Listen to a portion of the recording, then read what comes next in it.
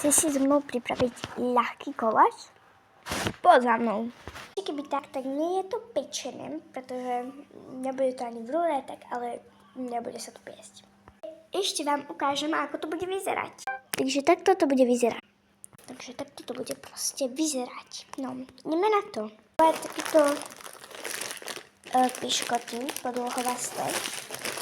Proste viete, tie podĺhovasté piškoty, ako sú tu na obrázku. Alebo lyžičku. Potom nejaký, môže to byť čuriatkový jogurt. A potom, keď chcete, tak keď máte radi kyslé, tak si to môžete dať jednu túto čajovú lyžičku citrónovej šťavy. Šťavový cukor. Ja mám takýto. No, na čo si proste tú pyramídu postavíme.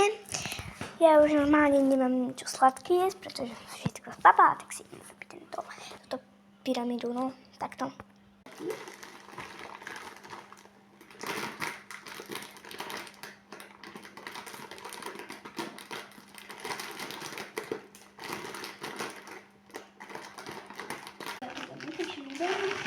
Máme túto strofu, to nám bude stačiť, že veľmi dobre. Teraz si otvorím jogurt a kýdnem si to tu. Proste. A potom si tam dám troška citrónu. Citrón. Zamiechame. Wow. Čo to fialové? Ja som takú fialovú.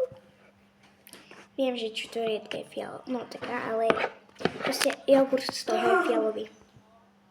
Tieto piškoty. Takto a poukladáme si ich takto. A budeme na to dávať, takže dáme si 4 tu a jogurt na to. Ešte 3. Kýdneme si na to jogurt, tak aby to bolo presne jedno. No a teraz si to znova urobíme stromy. A znova túto plnku. A ty potom kde ideš? Posypeme si tu, no ale iba polku. Máme. A teraz si tam dáme tieto ozdobky. Zatvorené, takže a ja si vyberem iba, to je jedno, dám si tam hociaké.